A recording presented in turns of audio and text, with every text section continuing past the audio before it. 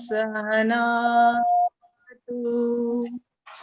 सहनौ भुनक्तु सह वीर्यं करवावहै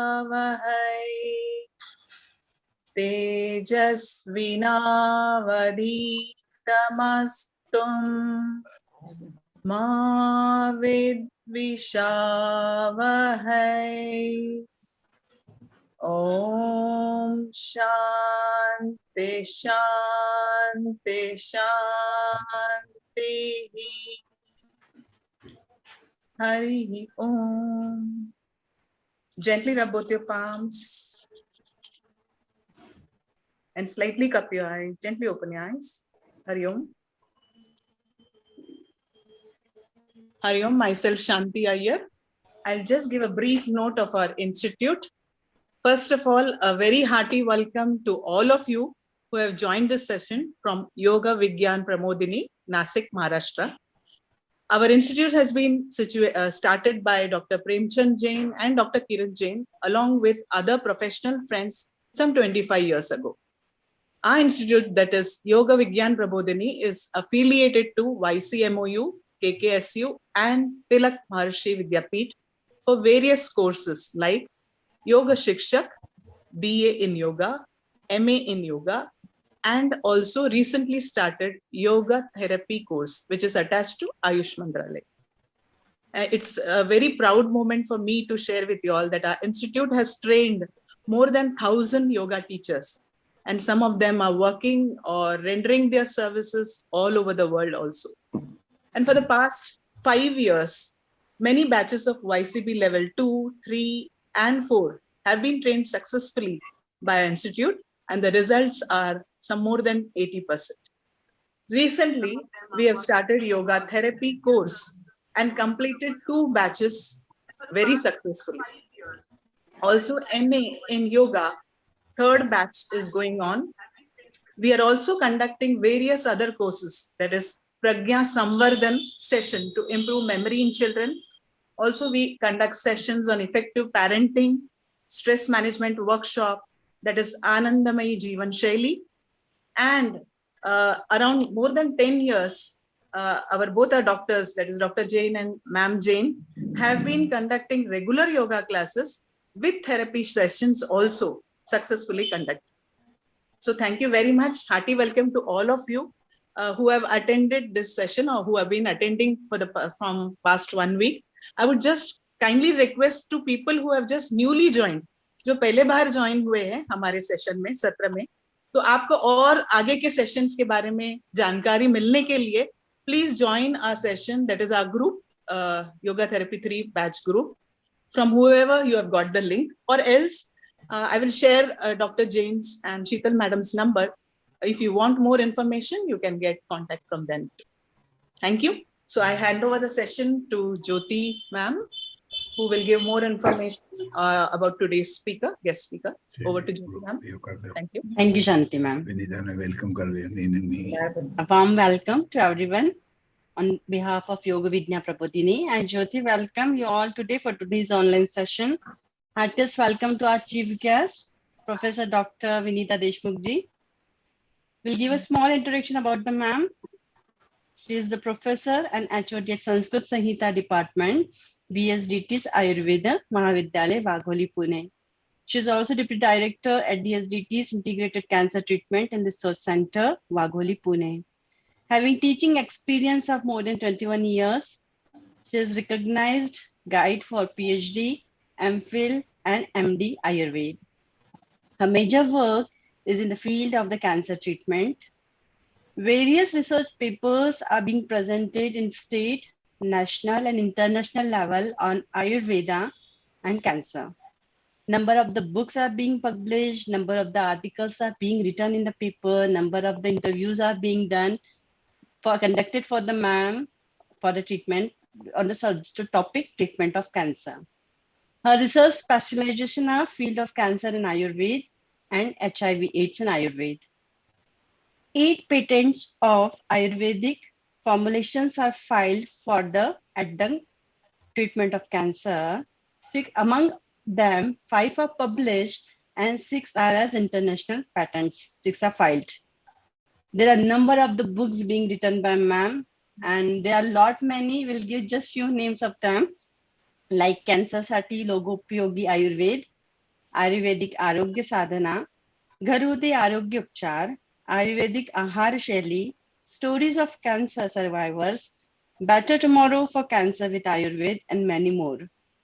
She has received Jivak Award received in 1993 by MPN Foundation and PA Poddar Ayurved College. Also received Vaidya M.V. Kolatkar Research Award in 2008 by Vaidya Khadiwale Puraskar Samiti. Congratulations, ma'am. She has done tremendous work in a field and still working for the society. There is a lot more to say about ma'am. These 5 minutes are not sufficient. She has done a wonderful job and she's still doing on. So I would like to give a dais to the ma'am and would listen her words, will gain few knowledge, little knowledge from her for today's session. So I welcoming you, ma'am, to the online dais. You can continue with the session. Thank you so much, ma'am. Thank you for my introduction. Can you listen me properly? Yes, ma'am. Audible. Okay. So, firstly, I am thankful to Dr. Premchand Jain sir and Dr. Jain madam for giving me this opportunity to deliver a lecture regarding Ayurvedic concept of diet, of healthy diet. And I am also aware of the institute, Yoga Institute, which both of them are conducting at Nasik. I have seen their work personally, and I am really happy to see that there are many beneficiaries who are getting knowledge of yoga and Ayurveda through this institute. So I'll share my slides first. Yes, just a minute.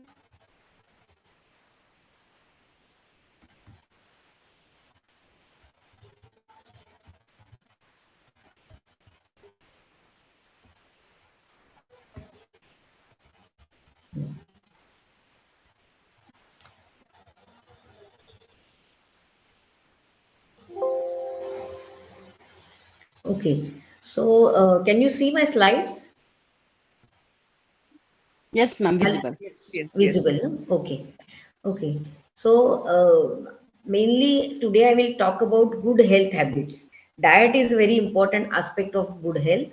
So from Ayurvedic perspective, what are the good health habits? I will speak about that. Uh, we all aware of the fact that there is a definition of health uh, according to WHO, that is World Health Organization, that is health is a state of complete physical, mental, and social well-being, and not merely the absence of disease or infirmity. That means if you are disease-free, that means you are not healthy, but you are said to be healthy when your physical, mental, and social health is at par. So this is a definition of health according to WHO. So according to Ayurveda, which practices we have to follow to maintain our health? So the number one is the healthy diet, that is Santulita Ahara. Number two is proper lifestyle, that is Yogya Vihara. Number three is Dinacharya, that is daily regime. Number four is Rutucharya, that is seasonal regime. Then Panchakarma, that is detoxifying treatment mentioned in Ayurveda, and mental health. So if you are following all these things according to the concepts of Ayurveda, then you can maintain your health properly. Now we will see that what is healthy diet. Now we all aware of the fact that our Indian diet, or especially our Maharashtrian diet, is very balanced diet. So in that diet, what are the general things which are given about diet in our family or in our society, that we have to eat on time, that is on proper timing. That means we have to take breakfast from 8:30 to 9 a.m. We have to take lunch in between 1 to 2. We have to take evening snacks in between 4 to 5, and dinner before 6:30 to 7. So these are the ideal of these are the ideal times of taking meal. So if a person follows these times, then it's a very important thing in maintaining his good health. Second important thing is that our diet should have appropriate proportion of 6 tastes. In Ayurveda, the diet is described in the form of 6 tastes. Which are the 6 tastes? First is sweet, that is Madhura, then sour, that is Amla, then salty, that is Lavana, then pungent, that is Katu, then bitter, that is Tikta, and astringent, that is Kashaya. So these are the 6 tastes, and in our diet we have to take appropriate proportion of all these tastes. That means it should not be devoid of any one taste, but the appropriate proportion is very important. Most of our diet possesses sweet taste, that is Madhura Prayam, that is having sweet taste dominant. But not only that, along with this sweet taste, we have to take vegetables, we have to eat vegetables which are little bit spicy in nature. We have to eat sour things like buttermilk in our diet. We have to include salty things like a small amount of pickles in our diet. Then we have to include astringent things like amla in our diet. So it should be well balanced with the respect to all taste. Then important thing is that the diet should have sattva guna pradhana. That means it should be sattvic. Ayurveda thinks about 3 guna of diet, that is sattvic diet, rajasa diet, and tamasa diet. So what is sattvic diet? The diet which is having rice, dal, roti, vegetables, some pickles, not spicy but very mild pickles or chutney. So this is called as sattvic diet. What is Rajasa diet? So deep fried things like batate vada, bhaji, all these are Rajasa diet or chole. And what is Tamasa diet? The non-vegetarian food is mainly a Tamasa diet. So Ayurveda recommends to take sattvic diet to maintain our health. Then important thing is that the diet should be fresh. We should not take stale food. The fresh food is very important to improve your appetite, to improve your digestion. And very important things is that we have to take meal as per rules mentioned in Ayurvedic text. So in next slide we will see which are these rules. So what are these rules? Number 1, the food should be warm. It should not be cold or chilled, because the warm food and fresh and warm food always increases appetite, gives strength to our digestive power, and improves our digestion. So the meal or any food which we are taking should be warm. Second important thing is that it should contain some snigdha aushad, that means angus food. It should not be very dry. Like, for example, if we are taking very dry things in our diet, like bread, which has no butter, then it's very dry food. It is not recommended. One has to include a small amount of snigdha aushad in our diet in the form of ghee, cow's ghee or buffalo ghee. So it is recommended because it helps to improve or to give strength to our digestive power. Third thing is that the diet should be in proper quantity. Quantity is very important. We should not take very less quantity diet and very large quantity diet, because if we take a very small quantity of diet, then it will not be possible to nourish our body. And if you take a large quantity of diet, then it will be causing Agni-mandya or causing bad effect on your digestive power. Then next thing is we have to eat once our previous diet is well digested. That means if it is not digested properly, we have to fast for some time, and then only we have to take the proper food. Because if we will take a food without thinking about the digestion of our previous food, then it causes ama in our body. Ama is a specific concept mentioned in Ayurveda. That is, ama is undigested food. So if a person has a habit of eating such type of food, then the ama is accumulated in our body, which is a cause of various diseases as per Ayurvedic perspective. Then next thing is that one should not eat hesitantly or in hurry. huh?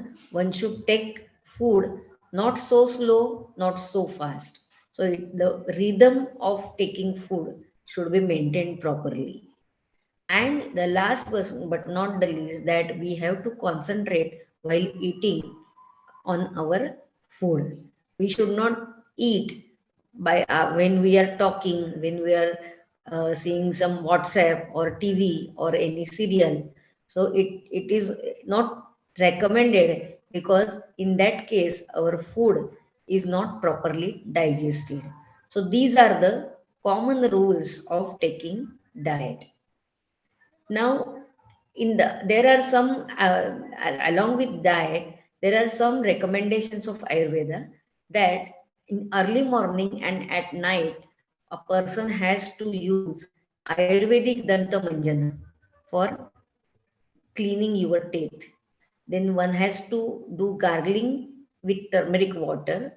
One has to take sesame oil in the mouth for some while, and one has to maintain hygiene of mouth with the help of decoction of triphala.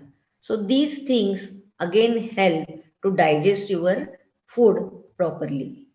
So in nutshell, our diet should be that it nourishes all seven dhatus.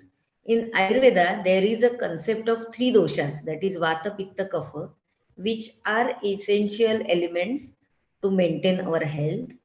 Then there are seven dhatus or seven tissues, namely Rasa, Rakta, Mausa, Meda, Asthi, Majja, and Shukra.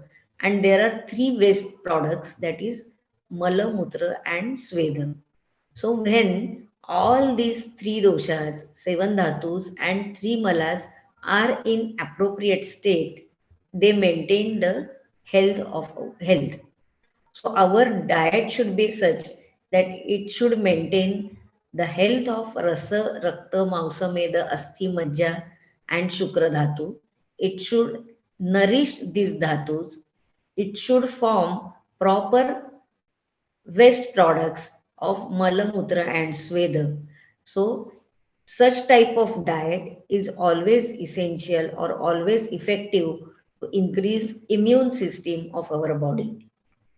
So what these are the concepts, but what it should be. So here there is a list of a proper diet which maintains our health. So we will go one by one according to the class.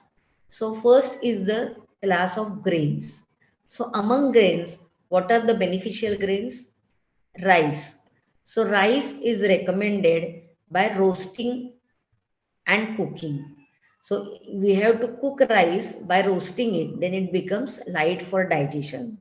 Then a pancake or bhakri prepared from rice is also beneficial for our body, and ghavan, which is prepared from rice, is also beneficial. Next to rice is wheat. So wheat is very nourishing. So it should be taken in the form of roti or chapati or fulka. Another two important grains are jawar and bajri. These two things should be taken in the form of pancake or bhakri. So jwarichi bhakri, that is pancake prepared from jwari, or thalipit prepared from jwari, or pancake prepared from bajri. They are nourishes to your body because they are roasted, so they are light for digestion, but at the same time they are nutritious. Here we have to think, think one thing, that the bajri should be taken in winter season and not in summer season. Jawar you can take in all the seasons, but bajri is little bit ushna. So in winter season, it is recommended to take bhakri of bajri. Then in pulses mainly moong dal, that is green gram, is beneficial to our body. It is very light for digestion and at the same time it is very nutritious. So it should be taken in various forms like moong dal soup or varan or moong dal khichdi, moong dal usal, or a sweet preparation of moong dal shira or porridge. So in all forms, we can take moong dal, which really helps our body, because most of the pulses, they are increasing vata dosha in our body. But moong and masoor are exceptions. They are not increasing vata dosha. At the same time, they are nutritious. Masoor, that is red lentil, should be taken in the form of varan, or it should be taken in the form of dal or khichdi or usal. Okay. Then among vegetables, vegetables should be taken in appropriate quantity in our diet. Nowadays, many children are not eating all types of all varieties of vegetables. They are eating only potatoes, cabbage, selective vegetables, but it is not recommended. If from their childhood their parents develop a habit among them to eat all types of vegetables, it is very important. And these vegetables should be taken in various forms. You can take in the form of vegetable by giving tadka of ghee, adding dhania powder, jeera powder, mohri or kadi patta in it, and adding coconut or peas in it. So you can take various types of vegetables. You can take vegetable soup, especially in winter season, or especially to the old people who cannot digest solid food. The vegetable soup is a diet which is beneficial for them, or for children also who are just started the taking the full meal. They can be given various types of vegetable soups. So among soups, this dudhi bhopla, that is gourd, white gourd, is very important. It is very nutritious. You can also take big white gourd, that is kohla, lal bhopla, that is red pumpkin, padwal, that is snake gourd, cabbage, karela, Geuda, tonli, bendi, suran. So these all vegetables are very beneficial for our body. Most of the vegetables and fruits, from modern perspective, they possess antioxidant properties. So they are rich in increasing oxidative stress, reducing oxidative stress in our body. So vegetables should be taken in appropriate quantity in our diet. Fruits are also very important. We should all aware of the fact that in our diet or in vegetarian diet, if fruits are included in the diet, it's a rich diet. So all types of fruits, mainly apple, pomegranate or fig or grapes, these fruits are very, very nutritious and they should be taken in appropriate quantity and at appropriate time. Mainly, fruits are increasing kapha dosha in our body and pacifying pitta dosha. So mainly fruit should be taken in the afternoon and not in early morning and not in late evening. So the afternoon time is a good time to eat fruits, and one has to eat fresh fruits, not the tin juice of fruits. Fresh food should be taken as it is. According to season, we can apply miri powder or ginger powder or saindav on the fruits to enhance its taste and for proper digestion. So fruits are very important part of our vegetarian diet. Dry fruits are also very essential. So we can eat fig, then black raisins, and we can eat khazur, that is dates, then almonds, that is badam, akhroat, that is walnut.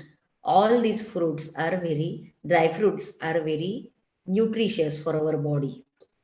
For especially for the ladies who have low hemoglobin, we recommend them to take a medicated milk which contains fig, grapes, and dates along with milk.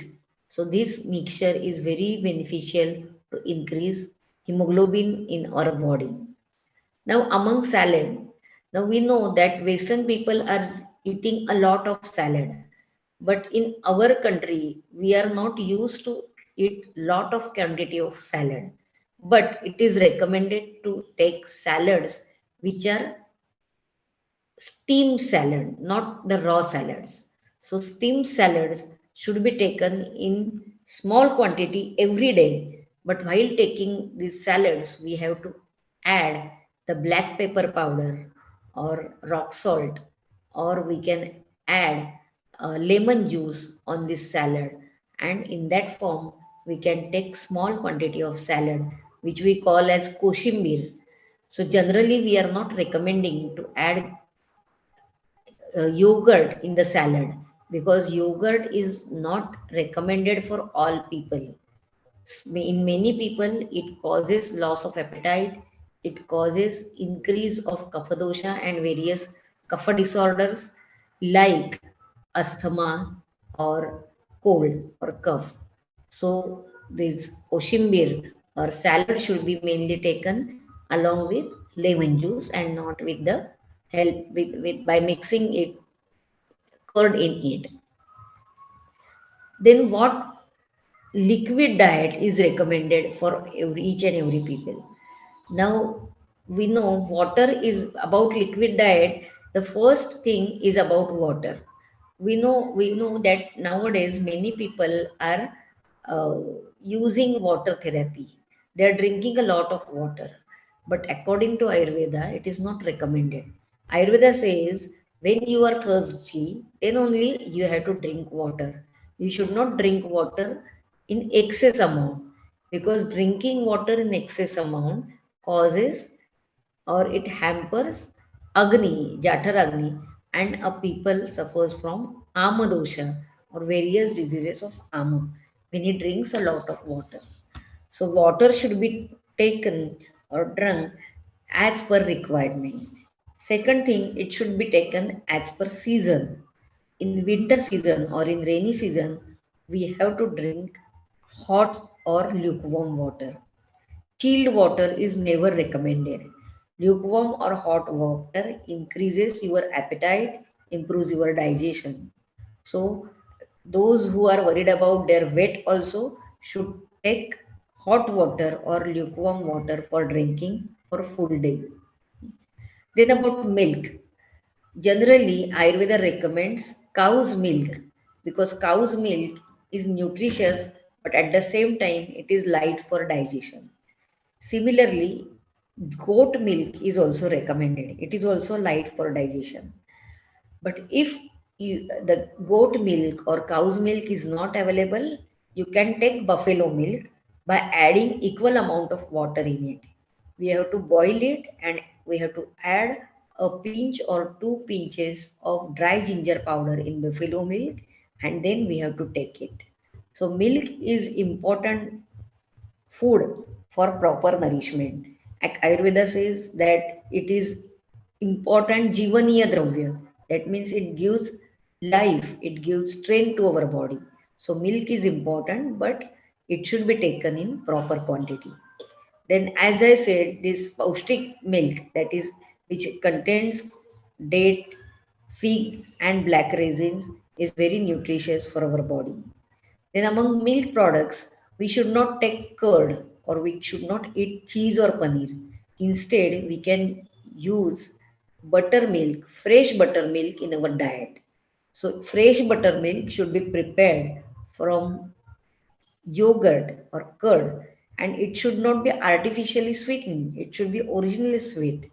And we have to add cumin seed powder, or we have to add maricha, that is mire powder, or we have to add dry ginger powder in buttermilk for better digestion.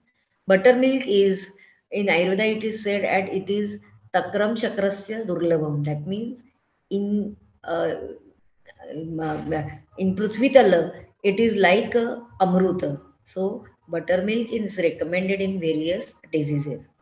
Then another liquid diet which is recommended is rice gruel, that is bhatachi paste. So rice gruel is very nutritious. When a, a small child starts full meal, we have to start it with rice gruel. In age old people also it is recommended, or in diseased person, this rice gruel is very healthy thing. Then ravachi kheer, that is porridge prepared from semolina. This is also very nutritious. Then mugache kadad, that means the moong dal soup, also very nutritious. So while preparing all these things, you have to add condiments in proper proportion, which help them for proper digestion. Then wheat sattva. Sattva is a starch, a form of starch. Wheat sattva or nachni sattva is very good for nutrition. And if you take it or if you boil it in milk, it is in the form of porridge. So it's very nutritious for morning breakfast. For the non-vegetarian people, mutton soup, chicken soup, and liver soup are beneficial for our body. Now we have seen what is good for our body. Now, which things should be avoided? Over pungent things like chili, over sweet things like mithai, peda, barfi, chocolates, excessive hot things like chicken, chili, or eggs, excessive sour things like sauce vinegar, excessive salty things like wafers, ruffles, or papad, excessive cold things like chilled food, cold drinks, or ice cream. Then heavy food, which is heavy for digestion, like basundi or milk products or srikhand, masaledar things, that is spicy things, garam masala, preparations of garam masala. Then the food which forms or which forms very very pungent thing, or which are very pungent or which forms zard in our body, like vada pav, pav bhaji. These things should be taken occasionally, not regularly. Then stale food should not be taken daily.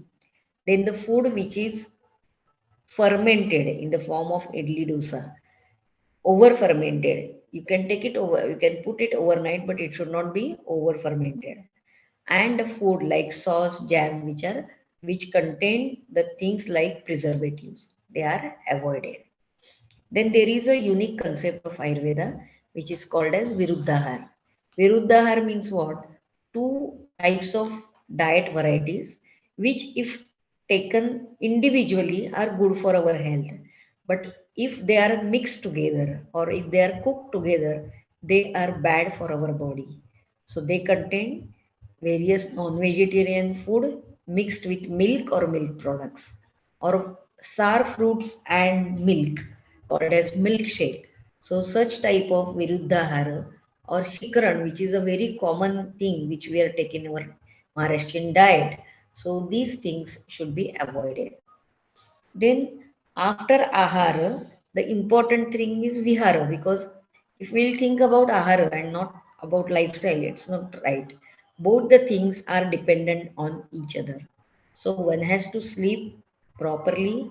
Sleep at night is a natural sleep. Sleep in the daytime is not good, it's not healthy.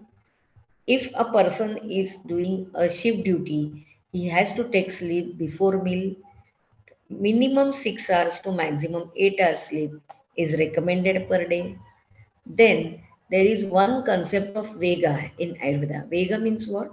Natural urges like a passing stool, passing urine, or hunger, or thirst, sleep, cough, or yawning. So these are the natural urges and which are called as Vega according to Ayurveda. So one should not withhold this vigor, and one should not forcibly induce this vigor. It also causes diseases in our body. So here there are some diseases which I have mentioned, that if one has a habit of withholding stool, then he has symptoms like headache or flatulence. So one should not withhold these natural urges for longer duration. Then what is wrong lifestyle? Day sleep. Day sleep is never recommended in Ayurveda because it causes increase or vitiation of kapha dosha and pitta dosha. One should not remain without sleep late night. It is also not recommended because it increases vata dosha in our body, and not doing exercise is also not recommended. Proper exercise is required for our body. So after diet and lifestyle, we have to follow specific type of daily regime which is called as dinacharya. So dinacharya is a special chapter mentioned in Ayurvedic text which guides you that how you have to uh, follow the things in your day-to-day routine. So that is called as Arogyachi Guru Killi. That is key for health. So this is a general dinacharya. That is, morning we have to get up before 6 o'clock, 5:30 to 6 o'clock.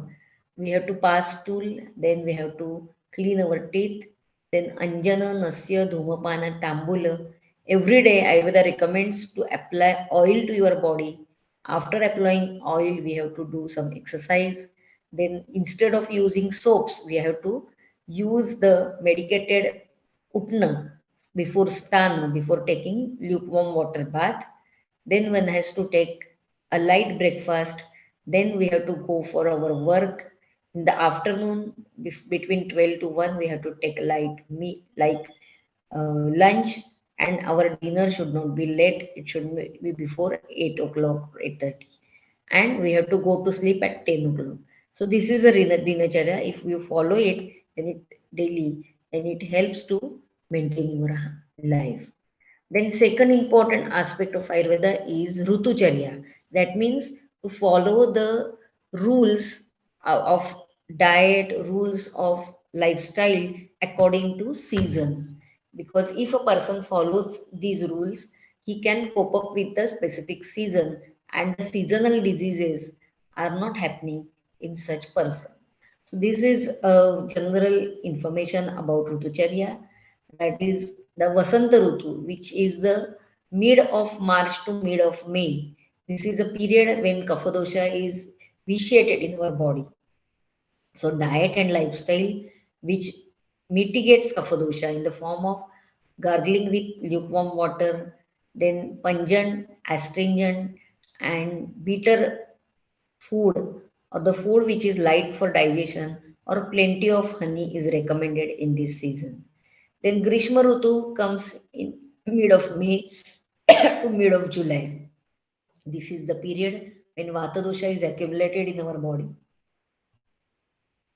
So in this season, a person should take the sweet things like naripak, amras, or kora, or petha in the form of petha, or various syrups of amla syrup, vada syrup. Then the light to digest things like koshimbir, or what we can salad, or kokum, chinsa, sendo, these pickles, and it is recommended that a person can take afternoon sleep in this season. It is not contraindicated in this season. Then Varsha Rutu comes from July mid to September mid. It is a time of vitiation of Vata dosha, that is Vata Prakop. So again, lukewarm water, light for digestion, the food which is light for digestion, like the old rice or various preparations of moong dal, and hot diet is recommended. Then Sharad Rutu comes, that is September to November period. This is the period of prakopa of pitta dosha. So all the food items which are mitigating or reducing pitta dosha, like madhura rasa, that is kutur turat, that is astringent things, should be taken in the form of गुलकंद, मोरावळा, साठेसळीचा भात, तांदूळाचे धिरडं, गव्हाचं सत्व, दुधाची खीर. So these are the food items which are pacifying pitta dosha are recommended in this season. Then Hemanta Rutu and Shishira Rutu, they are November to January mid and January to March mid. So both are the winter season. So in this winter season, our appetite is good. So there is a liberty of taking little bit heavy food like non-vegetarian food or milk products or tilgul or gulpoli. So these are little bit ushna and heavy food which is recommended to take in this season. So if we follow the diet as per season, it is beneficial. It is not increasing or vitiating specific dosha which is naturally vitiated in that season and which helps us to prevent our body from seasonal diseases. Then Panchakarma, as I mentioned, that Panchakarma should not be taken only once we are ill, but these are the preventive measures mentioned in Ayurvedic text to detoxify our body. Just like in Diwali we clean our house, similarly every year we have to undergo Panchakarma treatment. In that, Vamana is recommended, that is including emesis. It is recommended to detoxify our body with the help of kapha dosha. The kapha dosha which is accumulated in our body could be eliminated with the help of Vamana. Virechana, that is purgation, is recommended to eliminate accumulated pitta dosha, and basti is recommended to eliminate accumulated vata dosha in our body. So Vamana, Virechana and Basti are three main panchakarma. Rakta Mokshana, that is bloodletting, is recommended specifically to reduce Rakta dosha, Dushita Rakta dosha and Pitta dosha in our body. And Nasya, that is nasal application, is recommended for Kapha and Vata dosha which is accumulated in our head and neck region. So Panchakarma are also helpful along with diet to maintain health of our body. Here it is given that in which Rutu, which Panchakarma is recommended. In Vasanta Rutu, Vamana, Sharad Rutu, Virechana, and in Varsha Rutu, Basti is recommended. These Panchakarma should be taken as per consultation of Ayurvedic physician. That is, it is not possible that all the people should take Vamana in Vasanta Rutu. When the physician, Ayurvedic physician will check your Prakruti, will check your disease conditions, will check your other diet and bala and everything, and then only he or she will decide whether you are eligible for Vamana or not. And it should be taken, Panchakarma should be taken as strictly under supervision of expert Ayurvedic physicians, because these procedures are very effective, but at the same time, if they are not administered properly, they can produce various hazards. So with Ayurvedic consultation, this Panchakarma treatment should be taken. Now the very important thing is that mental stress. So one should be stress free and one should enjoy the life, which is very important, because if you take a proper diet, but if you are not mentally stable, that food is not properly digested. So positive mind and tension free mind is a key of healthy diet. So one has to be tension free and one has to enjoy their life with positivity. So this is the Guru Killi of diet. So we have to summarize that our mind is nourished through diet, mainly with the help of Satvika diet. So one has to concentrate on diet while taking the food, and one has to have a positivity to increase the benefits of healthy diet. Then Manasik Arogya, that is mental strain, is due to Satvik Ahara, that is Satvik diet, Sadacharan, that is proper lifestyle, and by specific things which we have to follow in our life, like the things which you are fond of, like reading books or going for a walk or for cycling, the things which are habitual to you and which you enjoy, these things always help to increase your mental stress. So one has to avoid the Shadripu in our life, that is Kama, Krodha, Ahankara, Matsar, Irsha, and Ati Mahatvakanksha. These are our enemies. So we have to avoid all these things. We have to, along with our daily routine, our professional routine, we have to have some specific things like listening music or dance or singing. These are our habits which we have to maintain. Okay.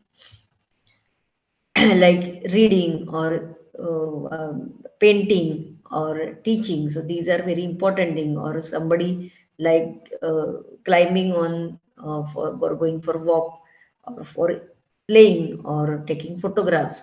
So all these things are very important. And along with that, yoga is very important. So pranayam, dharana, dhyana, these things also help to calm our body, calm our mind. And if we follow all these things, then the proper diet helps us to nourish our body. So the last important thing, that we should not be indulged in the addictions. Coffee is also addiction. It should be taken in limited quantity.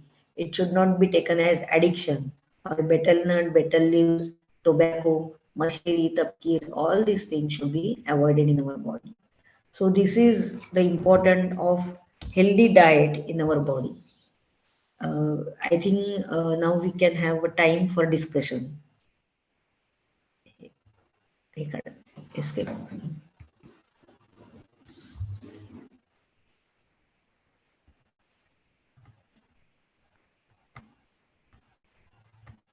Chat. Hello. Yes, ma'am. Yes. माझा question आहे एक की ते आपण म्हटलं की तेलाचे आपण गंडूश करतो, तिळाचं तेल, राईट? तिळाचं तेल, येस. हा, ते कसं करायचं ते? ऍक्च्युली त्यात काय, सिसम ऑइल आपण तोंडात धरायचं आणि जितका वेळ आपल्याला ते तोंडात धरता येईल, म्हणजे गार्गलिंग करतो त्यावेळी जसं आपण तोंडात धरतो ना, तसं जितका वेळ धरता येईल तेवढं धरायचं आणि मग स्पिट आउट करायचं. आणि ते झाल्यानंतर थोडंसं कोमट पाण्याने परत गुळण्या करायच्या. ओके. आणि त्याची क्वांटिटी किती घ्यायची? जेवढं तुम्ही तोंडात ते हलवू शकाल एवढी क्वांटिटी घ्यायची.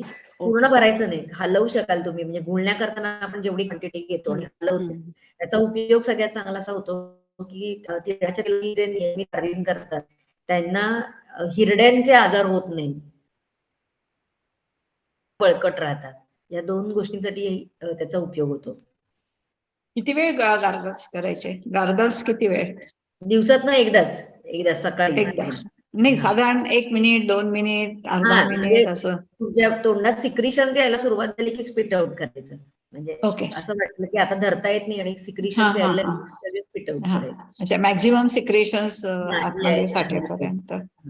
तर मॅम हे पूर्ण 12 मंथ्स तिळाचं तेल का वेगळं? ओके. Yes yes. ओके. काहीतरी टाकायचे असते तिळाच्या तेल मध्ये? नाही, प्लेन तिळाचं तेल, प्लेन तिळाचं तेल. एक मिनिट, नाव सांगा. त्यांना प्रश्न विचारायचे, नाव सांगायचं आहे आणि ओपन व्हायचं आहे, व्हिडिओ चालू करायचा आहे. दामिनी, प्रश्न काय विचारला त्यांनी? तिळाच्या तेलामध्ये काही ऍड करायचंय का? काहीतरी ऍड करायचं? नाही, no, there is no need of adding anything. You can take plain sesame oil. Okay. Hello ma'am. Yes, मी शांती अय्यर बोलते. एक प्रश्न असा होता, since you are associated with cancer research and you have done so many studies, I just wanted to ask whether fasting, how far fasting will help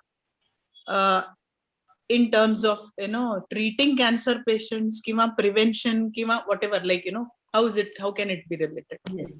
Ayurveda basically says that there is one sutra called as Yamamadhyena bhoktavyam yamayugmam na langayet. The meaning of this sutra is that Yamamadhyena bhoktavyam. Yama means 3 hours. Huh? One should not eat at least between 3 hours between after first meal. Means in between 3 hours we should not eat. And Yamayugmam na langayet. Yamayugmam means 6 hours. We should not remain fasting for more than 6 hours. So this is the general rule. So this rule is not only applicable for healthy people, but it is applicable for all diseased person also. That is, there should not be overeating. At the same time, there should not be too much fasting, because after 6 hours, our stomach remains empty, and the previous food is properly digested. So after taking a meal after 6 hours is an ideal time of taking next meal. But not only this, it also again depends on individual difference. In Ayurveda, there is a concept of Agni. That is, there are 3 types of Agni. That is Tikshna Agni, Manda Agni, and Madhya Agni. So the people who are having Tikshna Agni, they are mainly having Pitta Prakriti. So these people get hungry before 3 hours also sometimes, or they cannot fast for 6 hours. So depending upon your Prakriti also, we have to think that if you are having Pitta Prakriti, you after 3 to 4 hours you have to eat something. If a person is having Manda Agni, then after 6 hours also his previous food is not properly digested. So not only considering timing, but we have to think whether our previous food is properly digested or not. And there are some signs and symptoms which indicate that your previous food is digested or not. When you are getting a belching which is pure, not of any taste of your food, that means your previous food is properly digested. Or when you are feeling hungry, when your body is feeling light, or when you are enthusiastic for doing some work, that means your previous food is properly digested. Or when you have passed urine and stool, so that is the ideal time when you should take next meal. Okay. And then how will you relate that intermittent fasting आजकल जो चल रहा है, is it good? Like as per Ayurveda, I'm not sure, but लेकिन काफी लोग उसके पीछे so they're following कि रात को खाया, that again the next day we are Yeah. like 16 to 17 hours of gap. Yes, yes. According to Ayurveda, as I just quoted, remaining fasting more than 6 to 8 hours is not recommended. Okay, so because that it is given in Ayurveda that if you remain fasting after this, beyond this limit also, na, your digestive power, that is your Agni, is not getting food for digestion. So his Agni starts digesting your body, your dhatus, rasa rakta mausameda asti majja dhatus, and a person starts emaciating. Or so it's not good to remain fasting for a longer duration. At night it's okay for 8 to 10 hours, but in daytime it's not recommended more than 6 hours. Okay, ma'am. Thank you. A healthy person, how many times woman be Hello, hello? how many times? How many times woman to Hello. yeah. Your voice is too low, Damini. Can you please increase the volume, or you can just come nearby the mic? Hari Om, ma'am. Can you listen? Audible? Yes. Okay. Yes, yes. Okay. How many times woman period a healthy person can do in a month? Yeah. See, in Ayurveda for healthy people, the Panchakarma is recommended to take according to season. As I mentioned, Vasanta Rutu, that is in spring season, the Vamana is recommended. In this Sharada Rutu, that is in autumn, Virechana is recommended. And in Varsha Rutu, that is in rainy season, the Basti is recommended. And in autumn, Virechana as well as Rakta Mokshan are recommended. And in Vasanta and Varsha Rutu, in both these things, Nasya is also recommended. So it is a seasonal treatment, but it is not the thing that each and every person should undergo all 3 types of panchakarma in a year. First, you have to show your prakriti to your Ayurvedic physician. Then that Ayurvedic physician can guide you properly whether you are eligible for taking all 5 panchakarma in a year or not, because it is recommended to take. But if you are not having enough health, enough strength, then this panchakarma can cause some hazards. So let Ayurvedic physician should decide that which panchakarma is beneficial for you for a complete year.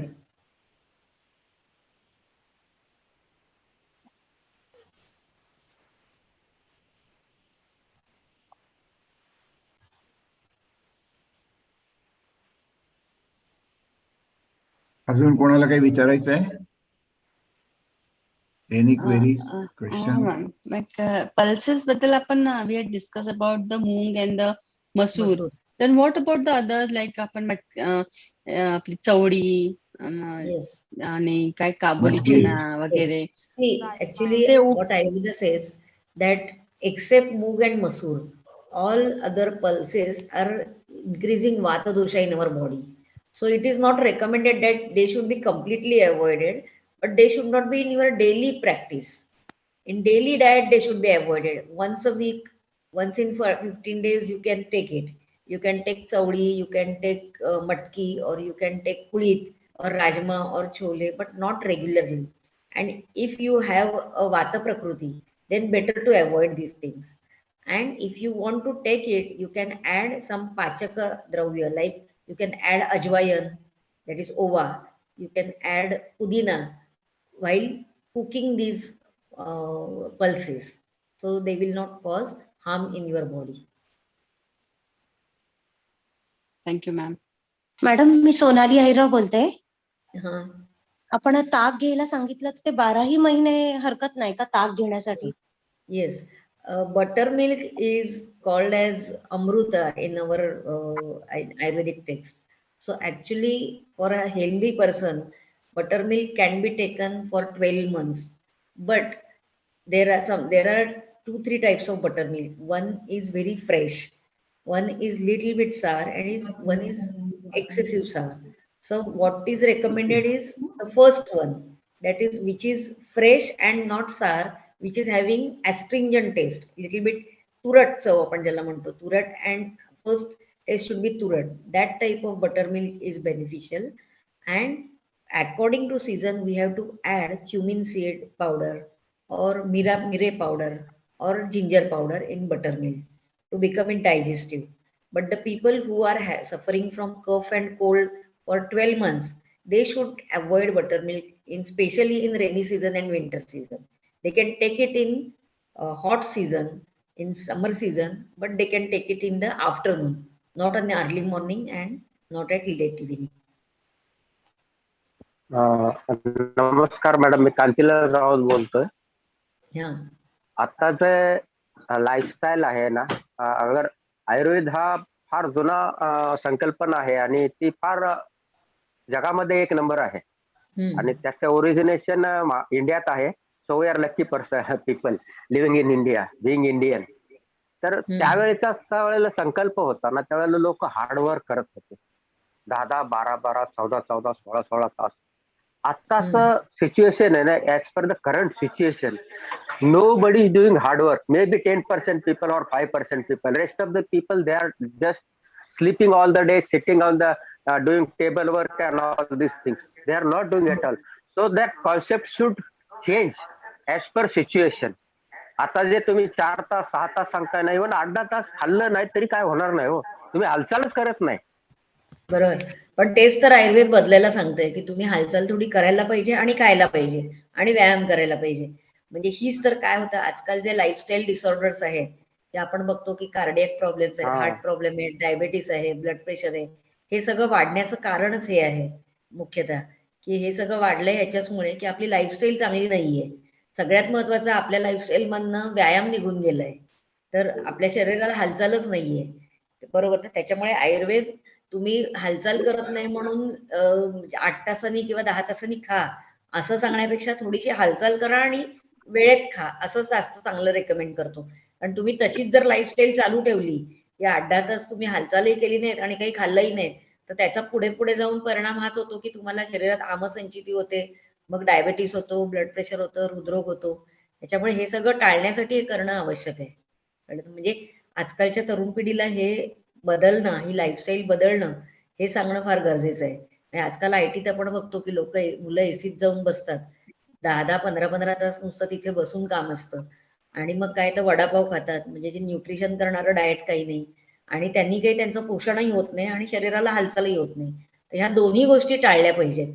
मध्ये मध्ये एक तासाभराने उठून थोडीशी एक चक्कर मारली पाहिजे. जेवढं शक्य आहे तेवढा तुम्ही म्हणजे कुठेही एक 15 तास तुम्ही काम करण्यापेक्षा एक लिमिटेड एक 10 तास काम करा. एखादा तास तुम्ही व्यायामाला किंवा तुमच्या शरीराला द्या. ह्याच्यात हे जर केलं नाही तर काय होतं की अशीच लाईफस्टाईल ज्या मुलांची आहे ते जास्त काळ काम नाही करू शकत. म्हणजे ते साधारणतः 50 मध्येच ते गळपटून जातात. आपल्याला काय हवंय की लॉंग लाईफ आणि हेल्दी लाईफ हवंय. मग त्यासाठी हे थोडंफार सॅक्रिफाईस करणं किंवा थोडी लाईफस्टाईल आपली तारुण्यापासूनच बदलणं खूप गरजेचं आहे. विनीता ताई, Thanks. how will you comment on Dikshit diet? Twice in a day, only 2 meal diet. So what is your opinion about it? आयुर्वेदाने ऍक्च्युली 2च मील असं सांगितलेलं नाहीये. आयुर्वेदाने आता आपण पाहिलं त्याप्रमाणे कमीतले कमी 3 ते 4 मील सांगितले आहेत.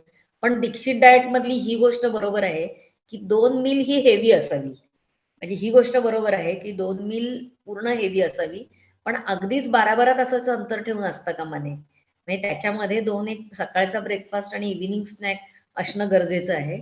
आणि दुसरं आयुर्वेदाने वेगळे पण असं सांगितलंय की जे तुम्ही 2 मील हेवी मील घेता, ती हेवी मील सुद्धा शरीराला पोषक असली पाहिजे.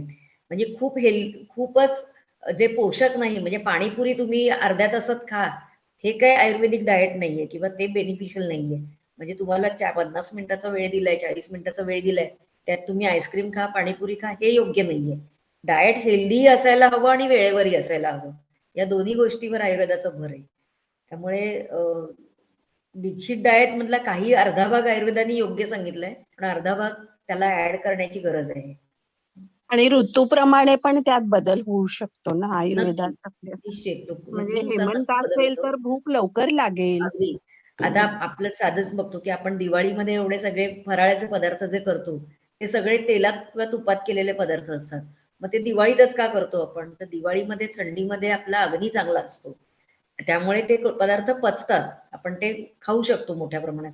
पण हेच पदार्थ जर आपण पावसाळ्यात खायचे म्हटले तर आपल्याला अजीर्ण होणार. त्यामुळे ऋतूनुसार आपल्याकडे जे भारतीय सण सांगितलेत ना, किंवा त्या सणांना जे पदार्थ करायला सांगितले ते सगळे असे ऋतूंचा विचार करून करायला सांगितलेले पदार्थ आहेत. हा मॅडम, आता आयुर्वेदामध्ये सांगितलेलं आहे की गौकालो विनीत अग्निहोत्र समोदित. आता हे कसं काय अप्लाय करायचं? How to apply this? गौकालो भुंजित अग्निहोत्र समोदित. हा, तर आता हेच म्हणजे तुम्ही आता दीक्षित डाएटचा जो त्यालाच अनुसरून आणि त्याला अनुसरून आयुर्वेदामध्ये असं श्लोक आहे. बरोबर बरोबर. काय विषय कसा मुख्य आहे की आता हे मगाशी कसं काका म्हणाले तसं आजकालच्या मुलांना व्यायामच नाहीये. पूर्वी कसं होतं की लोकांना व्यायाम भरपूर होता आणि त्यावेळी 2 वेळाच भरपूर पोटभर खायची पद्धत होती. पण ते 2 वेळा पोटभर जे खाल्लेलं असायचं ते पचवण्यासाठी त्याच्यानंतर त्यांचा व्यायाम होता. त्यामुळे आजकाल आपण ते अप्लाय करून उपयोगाचं नाहीये. आपण 2 वेळा अगदी भरपेट खाल्लं पण व्यायामच नाही केला, बसून राहिलो, तर ते 2 वेळ खाल्लेलं पचणारच नाही. म्हणून 4 टप्प्यामध्ये थोडं थोडं जर खाल्लं आणि प्रमाणात व्यायाम केला तर त्याचा उपयोग चांगला होईल. हेअर लॉस साठी काहीतरी स्पेशल डाएट असते आयुर्वेदिक मध्ये या ऑइल असते? हेअर लॉस हा जो विषय आहे त्याच्यात आयुर्वेदाने बरीच कारणं सांगितली आहेत. त्यातले एक महत्वाची 2-4 कारणं मी इथे सांगते आणि त्याच्यासाठी काय करता येईल ते सांगते. एक महत्वाचं कारण म्हणजे आयुर्वेदाने मिठाचा वापर आहारात जास्त करणं हे हेअर लॉसचं एक कारण सांगितलंय. त्यामुळे मिठाचा वापर अगदी आवश्यक तेवढाच करावा. बऱ्याच लोकांना जेवणात वरून मीठ घ्यायची सवय असते, ती थांबवावी. आणि तिसरं सगळ्यात महत्वाची गोष्ट म्हणजे सैंधव मीठाचा वापर करावा. म्हणजे साधं मीठ वापरण्याविषयी जर जेवणात सैंधव मीठ वापरलं तर, कारण आयुर्वेदाने सैंधव हे रसायन सांगितलंय, त्यामुळे जे द्रव्य रसायन आहे ते कधीच केस गळणं वगैरे याला कारणीभूत ठरत नाही. त्यामुळे ह्या 3 गोष्टी तुमच्या डाएटमध्ये मॉडिफाय करणं गरजेचं आहे. दुसरी महत्वाची गोष्ट, केस गळण्याचं महत्वाचं आणखीन एक कारण आहे ते म्हणजे स्ट्रेस. बऱ्याच विशेषतः तरुण मुलींना आजकाल स्ट्रेसमुळे त्यांचे केस खूप गळतात. तर अशा वेळी थोडं स्ट्रेस मॅनेजमेंट करणं, प्राणायाम, योगासन हे करणं हे गरजेचं आहे.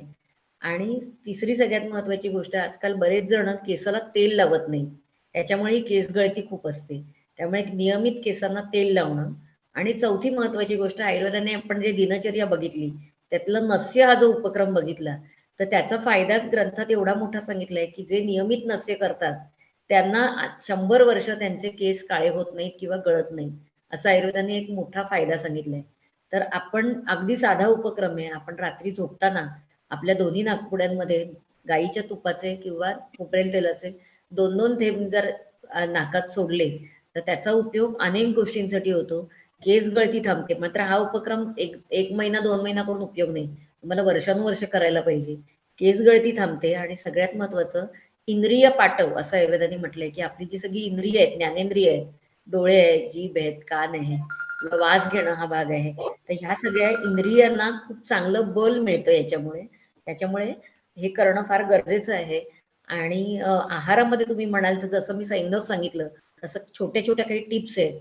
आवळा एक खाण्यात ठेवावा की ज्याच्यामुळे केस गळती थांबायला मदत होते. मग ते मोरावळ्याच्या फॉर्म मध्ये असेल, च्यवनप्राशाच्या फॉर्म मध्ये असेल, आवळा सरबत असेल, आवळ्याने केस गळती थांबायला मदत होते. दुसरं, तीळ जे आहेत, काळे तीळ जे असतात ते थोडेसे भाजायचे आणि त्याची चटणी ही केस गळती थांबवायला किंवा पांढरे केस होत असतील तर ते कमी व्हायला मदत करतं. त्यामुळे ह्या 2-3 गोष्टी जर आपण डाएटमध्ये केल्या, नियमित नस्य केलं, केसांना तेल लावलं आणि मिठाचा अतिवापर टाळला, लोणचं पापड जास्त प्रमाणात घेणं बंद केलं तर केस गळती थांबायला नक्की मदत होते.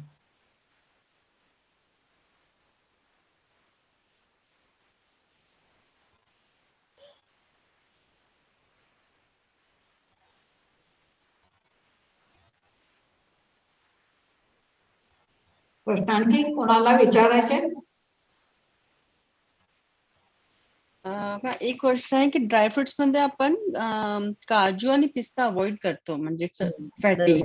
तर पण काही म्हणजे अजिबातच करायचं नाही किंवा प्रमाण? नाही, अजिबात नाही असं नाही. आता मी जी ड्रायफ्रूट सांगितले की काळ्या मनुका, खजीर, अंजीर किंवा बदाम, हे तुम्ही डे टू डे खाऊ शकता.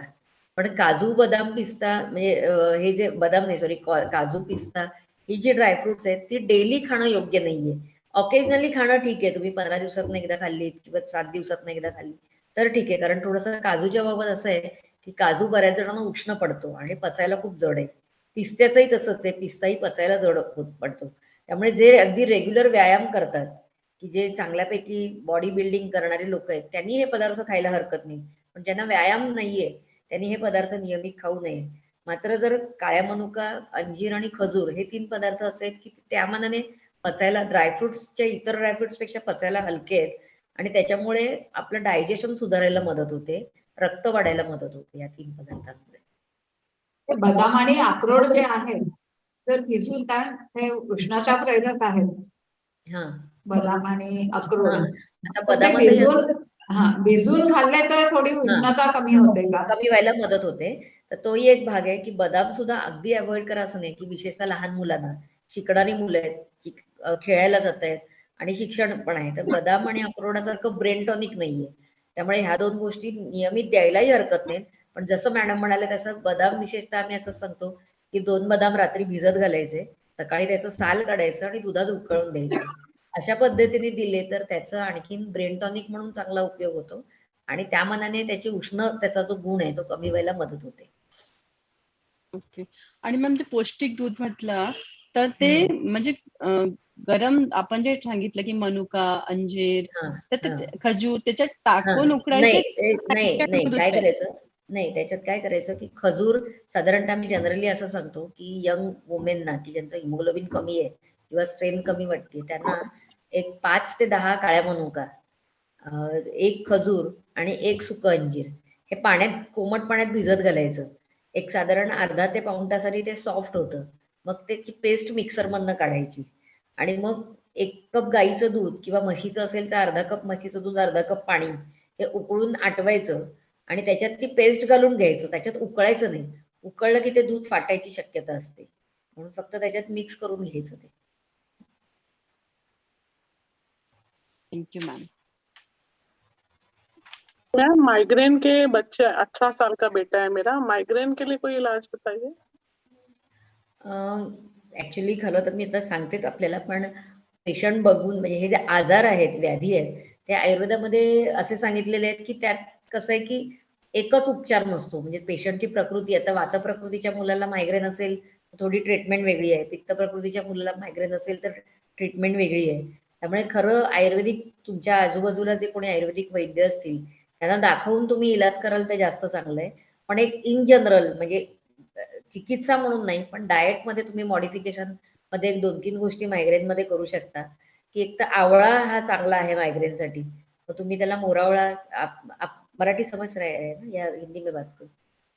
हाँ, तो आप मोरावळा दे सकते हैं, मुरब्बा दे सकते हैं या आंवला कैंडी दे सकते हैं, ये माइग्रेन के लिए अच्छा है.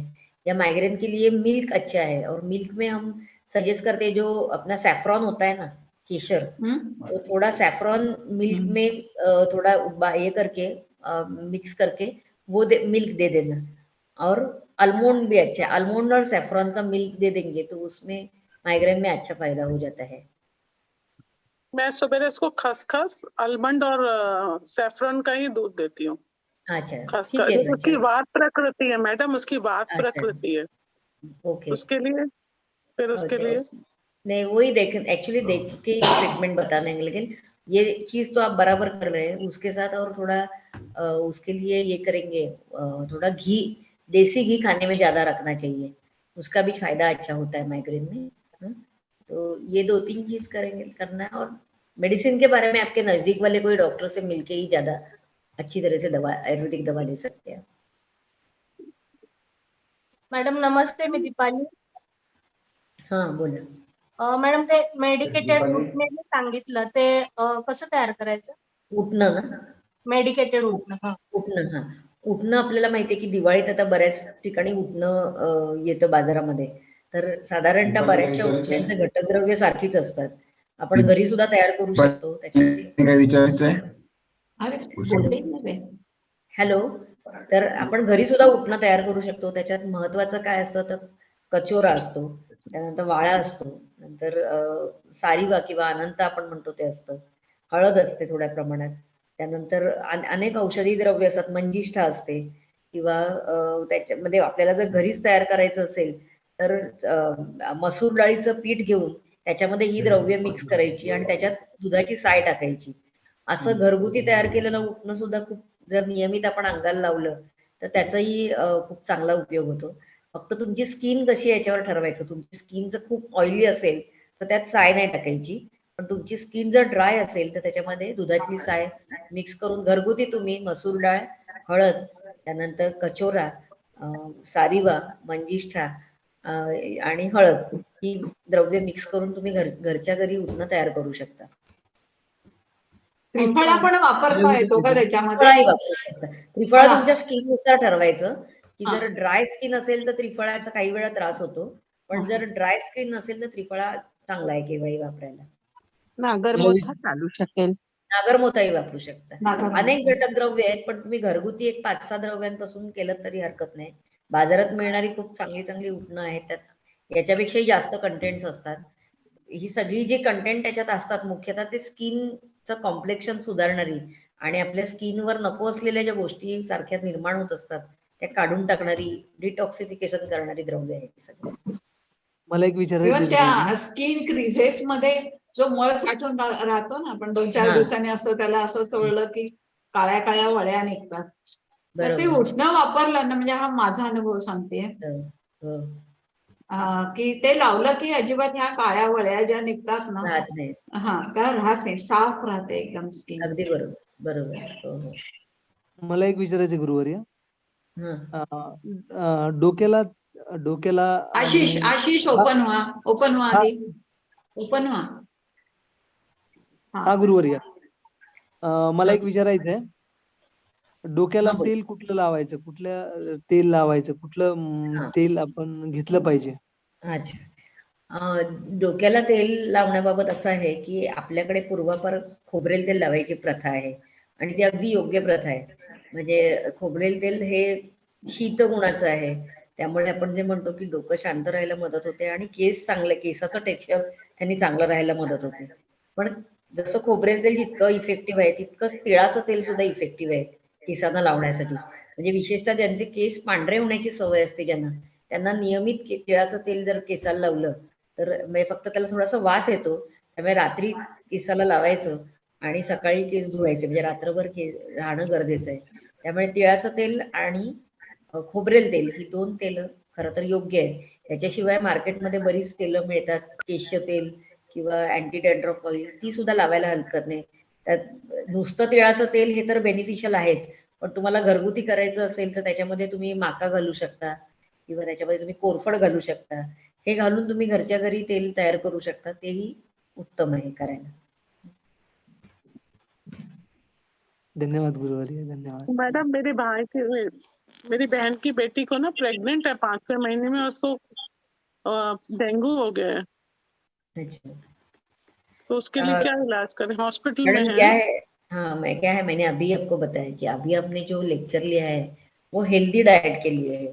तो थोड़ा क्या है, पेशेंट के जो आप जो पूछ रहे हैं ना, तो पेशेंट के इलाज ऐसे ऑनलाइन पूछना ठीक बात नहीं है, क्योंकि मैं आपको कुछ सजेशन दे दूंगी लेकिन उसके प्रकृति के लिए वो ठीक नहीं हो तो उसका फायदा नहीं हो जाएगा। तो कोई भी डिजीज के लिए एक अच्छी बात हो जाएगी आपके नजदीक वाले जो वैद्य है उनका कंसल्टेशन लेना, कि जो उनको एक्चुअली क्लिनिकली चेक करेंगे, उनका पूरा हिस्ट्री ले लेंगे, वो आपको ज्यादा अप्रोप्रिएट ट्रीटमेंट दे सकते हैं। मॅडम मला एक विचारायचं होतं की प्रेग्नन्सी मध्ये ज्यांची ऑलरेडी शुगर वाढत असते तर त्यांनी नारळ पाणी प्यावं का न प्यावं? नारळ पाणी प्यायला काहीच हरकत नाही, त्यांनी काही शुगर वाढणार नाही नारळ पाण्याने. त्याच्याबरोबर थोडी आयुर्वेदिक औषधं, म्हणजे आवळा नियमित खाण्यात ठेवला तर त्याचा उपयोग निश्चित चांगला होतो. आवळा आणि हळद या 2 गोष्टी डायबेटीस साठी नॅचरल औषधं आहेत, त्यामुळे ती घ्यायला अशा ह्याच्यात काही हरकत नाही. कारण मोस्टली सजेस्ट केलं जातं 3-4 महिन्यानंतर की नारळ पाणी प्यायला पाहिजे, पण अशा पेशंट मध्ये बऱ्याच वेळा आपल्याला शुगरही वाढताना दिसते. नाही, पण नारळ पाण्याने काही इतक्या प्रमाणात शुगर वाढणार नाही. नारळ पाण्याने सर्दी खोकला कफ होईल, पण शुगर काही फार मोठ्या प्रमाणात वाढेल असं नाहीये नारळ पाण्याने. मॅडम स्त्रियांमध्ये जास्त करून कंबरदुखी दिसून येते, जवळजवळ 70 ते 80% स्त्रियांमध्ये कंबरदुखी असते, म्हणजे त्या सांगतातच की कंबर दुखते, तर त्याच्यासाठी आयुर्वेदिक काही? त्याच्यासाठी सगळ्यात महत्वाची गोष्ट अशी आहे की स्त्रियांमध्ये जी कंबरदुखी असते ती 2-3 कारणांमुळे मुख्यतः असते. एक कारण म्हणजे व्हाईट डिस्चार्जची सवय असते, म्हणजे बऱ्याचदा सफेद पाणी अंगावर जात असतं. दुसरं कारण असतं की स्त्रियांमध्ये विशेषतः यंग म्हणजे 35 ते 40 नंतर हाडातलं कॅल्शियमचं प्रमाण कमी होतं, म्हणजे ऑस्टिओपोरोसिस ज्याला म्हणतो, त्याच्यामुळे कंबरदुखी असते. तिसरं कारण असं असतं की प्रेग्नन्सीमध्ये जर सिझेरियन झालेलं असेल आणि जर लंबार पंक्चर म्हणजे लंबारमधनं अॅनेस्थेशिया दिला असेल तरी सुद्धा कंबरदुखी असायची शक्यता जास्त असते. आणि एक महत्वाचं चौथं कारण म्हणजे हिमोग्लोबिन कमी असणं, की ज्या स्त्रियांमध्ये हिमोग्लोबिन कमी असतं त्यांच्यातही बॉडी एक कंबर दुखणं हे कॉमन असतं. तर ह्या 4पैकी काय कारण आहे हे बघून जर ट्रीटमेंट केली तर ती जास्त योग्य ठरते. जसं जर व्हाईट डिस्चार्ज असेल आणि कंबरदुखी असेल तर आपल्याला मुख्यतः व्हाईट डिस्चार्जची ट्रीटमेंट करायला पाहिजे. मग व्हाईट डिस्चार्ज कमी होण्यासाठी काही आयुर्वेदिक औषध आहेत किंवा घरगुती उपाय, काही तांदळाच्या धुवणाचं पाणी हळद घालून तुम्ही घेऊ शकता, किंवा काही बऱ्याचदा मेंटल स्ट्रेसमुळे पण व्हाईट डिस्चार्ज असतो, तर तो स्ट्रेस योगासनामुळे किंवा असा जर रिलीफ मिळाला तर आपोआप व्हाईट डिस्चार्ज कमी झाला तर कंबरदुखी कमी होते. ऑस्टिओपोरोसिसमुळे जर असेल तर त्याच्यासाठी योग्य पोटात औषधं आणि डाएट, मग त्यासाठी हाडांची बळकटी येण्यासाठी आपण पाहिलं त्याप्रमाणे नाचणी खाऊ शकता तुम्ही, किंवा राजगिरा खाऊ शकता, किंवा तुम्ही ज्याच्यामध्ये कॅल्शियम जास्त आहे अशा गोष्टी, भाकरी जास्त घेऊ शकता की ज्याच्यामुळे हाडांना बळकटी मिळाल्या, किंवा तीळ जास्त घेऊ शकता हाडांना बळकटी मिळाल्या, आणि दूध अधिक प्रमाणात घेऊ शकता, ह्याचा उपयोग होतो. जर हिमोग्लोबिन कमी असेल तर हिमोग्लोबिन वाढवणारी ट्रीटमेंट द्यायला पाहिजे. जसं आता आपण खजूर, अंजीर, काळ्या मनुका पाहिलं, ह्या गोष्टी, किंवा डाळिंब आहे, काळ्या मनुका आहे, किंवा बीट, गाजर, मुळ्याची कोशिंबीर आहे, या गोष्टी खाण्यात ठेवायला पाहिजे. आणि चौथं म्हणजे आपण आता मगाशी 3 ही कारणं बघितली, आणि चौथं म्हणजे स्ट्रेसमुळे पण काही वेळा असतं, किंवा जर सर्जरी म्हणजे सिझेरियन सेक्शन वगैरे झालं असेल तर त्यावेळी तिथे लोकल मसाजचा उपयोग होतो. आणि ह्या 4ही कारणांमध्ये एक सगळ्यात महत्वाची ट्रीटमेंट म्हणजे बस्ती चिकित्सा. आयुर्वेदामध्ये जी बस्ती म्हणून म्हणजे मेडिकेटेड एनिमा ही ट्रीटमेंट सांगितली आहे, ती आयुर्वेदामध्ये अर्धी चिकित्सा म्हटली आहे. तर कोणत्याही प्रकारच्या कंबरदुखीमध्ये तुमचा जो हाडांना जो विकनेस आलेला असतो, तो जर तुम्ही तेलाचे बस्ती डॉक्टरांच्या सल्ल्याने दर 15 दिवसातनं किंवा महिन्यातनं असं जर 2-3 बस्ती किंवा 3 बस्तींचा कोर्स किंवा 7 बस्तींचा कोर्स केलात तर त्याचा नक्की फायदा व्हायला मदत होते. म्हणजे मसाज, चेक आणि बस्ती ही त्याच्यासाठी चांगली ट्रीटमेंट आहे. Thank you ma'am. शेवटचा प्रश्न, बॉडी लोशनला काय पर्याय आहे? म्हणजे अगदी बॉडी लोशन आपण आता अगदी पटकन ग्रॅब करतो आणि करतो, असं पटकन काहीतरी ग्लिसरीन म्हणतो पण ते चिकटपणा वाटतो त्याच्यामध्ये, तर तसं आपल्याला कम्फर्ट वाटेल आपण आणि कुठल्याही वेळेला वापरू शकू, असं काही सजेस्ट कराल? खरं सांगायचं तर ना, बॉडी लोशन हा तात्पुरता कन्सेप्ट आहे, तात्पुरतं आपल्याला हिलिंग बरं वाटतं. पण आयुर्वेदाने जे दिनचर्येत अभ्यंग हा जो प्रकार सांगितलाय ना, तर तो खरा नियमितच करायला सांगितलाय. म्हणजे आपल्याकडे आपण काय होतं, आपल्या शरीराला फार कमी वेळ देतो. तर अगदी दिवसातनं आपण ठरवून, अगदी रोज जरी जमलं नाही तरी आठवड्यातनं 2 किंवा 3 दिवस एक 15 मिनिटाच्या वर लागत नाही की सगळ्या अंगाला तेल लावायचं, आपलंच आपण लावायचं, बाहेर जाऊन करायची गरज नाहीये. तिळाचं तेल किंवा खोबरेल तेल सगळ्या अंगाला लावायचं आणि उठण्यानी स्नान करायचं. एवढा उपक्रम जरी आपण नियमित केला ना तर बॉडी लोशन लावायचीच गरज पडणार नाही. आणि त्यांनी नुसताच स्किनचा टेक्स्चर चांगलं होत नाही, तर हे जे रोज मसाज करणं किंवा आठवड्यातनं 2-3दा मसाज करणं, याच्यामुळे सगळ्यात चांगली गोष्ट काय होते, तर तुमचं ब्लड सर्क्युलेशन चांगलं होतं. आणि ब्लड सर्क्युलेशन चांगलं झालं की भूक चांगली लागते, भूक चांगली लागली की पचन चांगलं झालं की शरीराला स्ट्रेंथ मिळायला मदत होते. म्हणजे त्याचा परिणाम फक्त स्किनवर नाही तर आपल्या ओव्हरऑल हेल्थवर पण चांगला होतो. त्यामुळे हे असे जे उपाय आहेत ना, ते जर आपण जास्त आचरणात आणायचा प्रयत्न केला तर या क्विक गोष्टींची आपल्याला गरजच भासणार नाही. ट्रू. थँक्यू मॅम, खूप छान.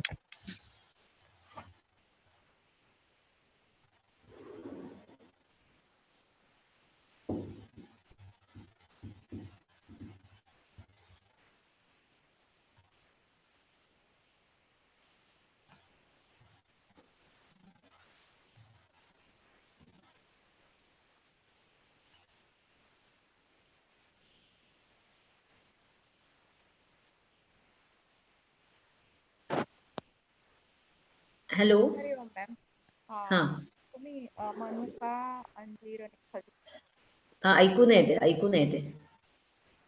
हा, तर ती भिजवून खायच्या, म्हणजे 1 तास ती पूर्ण हा, रात्र भिजवून खायच्या, चांगला आहे? रात्री नाही, 1 तासभर आधी, सकाळीच तासभर आधी, अर्धा ते 1 तास भिजवायचे, यापेक्षा जास्त नाही. आणि कोमट पाण्यात भिजवायचे.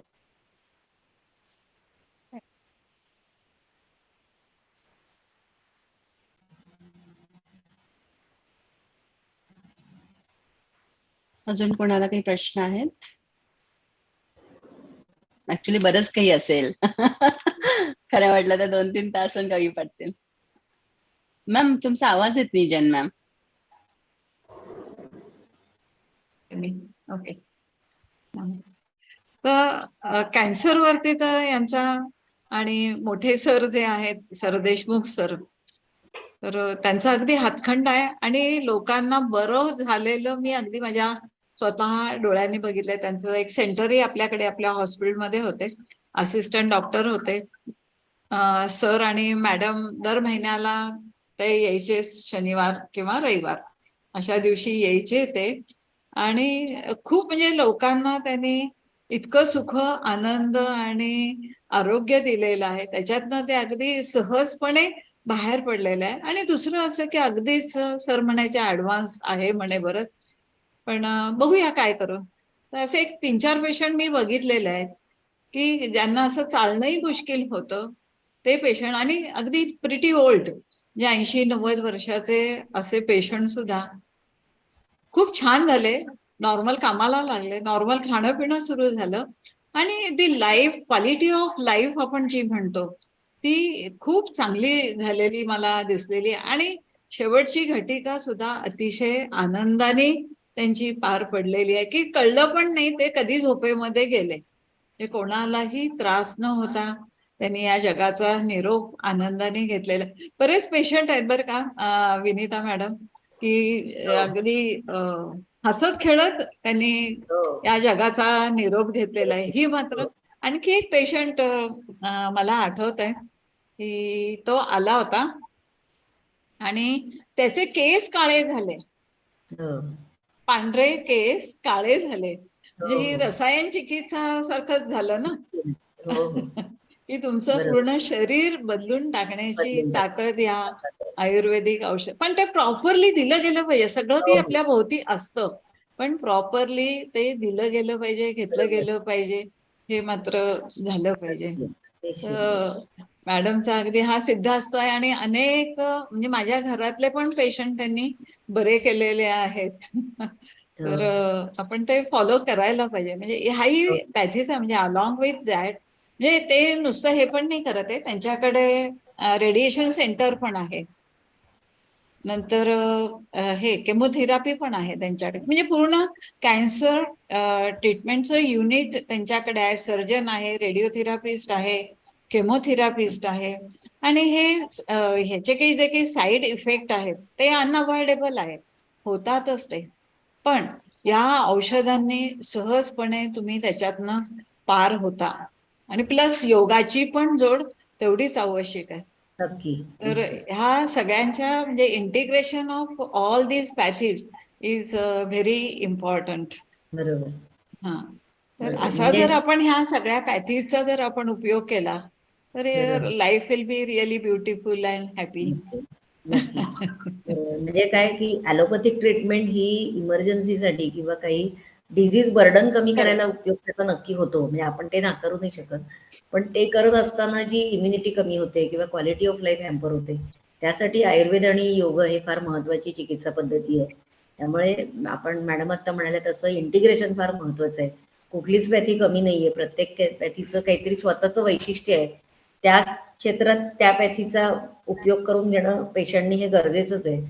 डॉक्टरांचं किंवा वैद्यांचं हे कौशल्य आहे की त्यांना हे कळलं पाहिजे की पेशंटला आत्ता कशाची गरज आहे.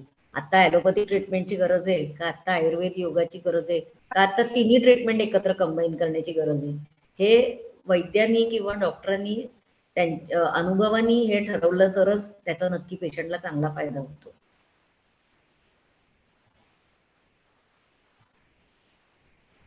इथं थांबूया. Thank you Vinita madam.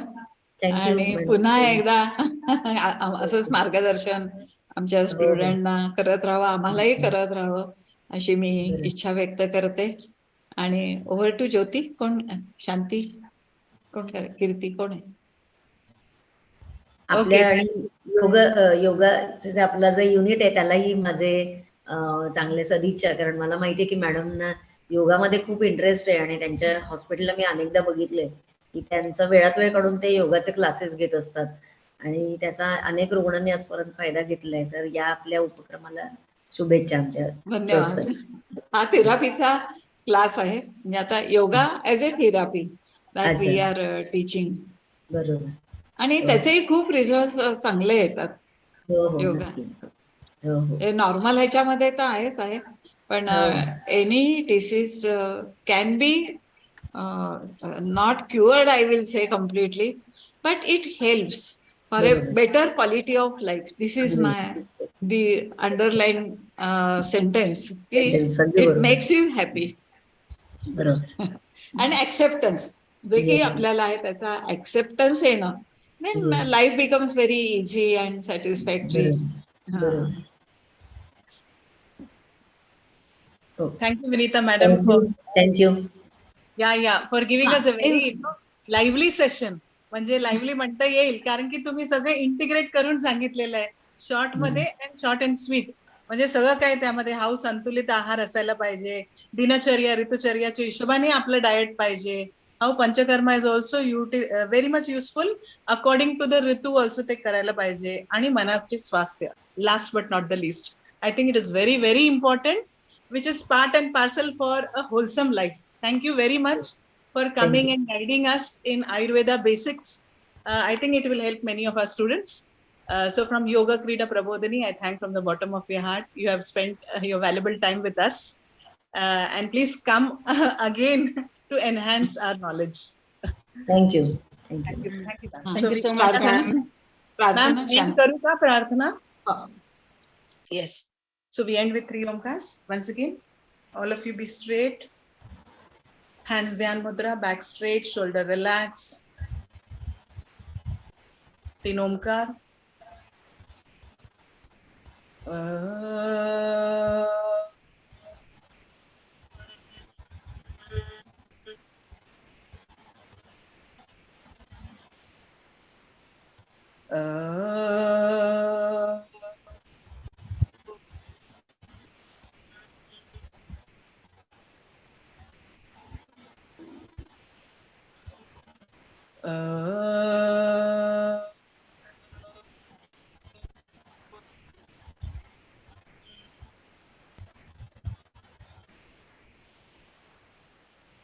Om Purnamada Purnamidam Purnat Purnamudachyate Purnasya Purnamadaya Purnamevavashishyate.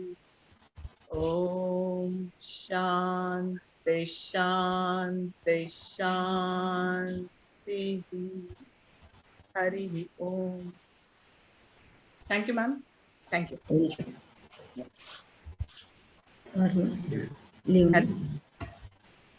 Thank you, ma'am. Thank you so much. Thank you, ma'am. Thank you so much. Thank you.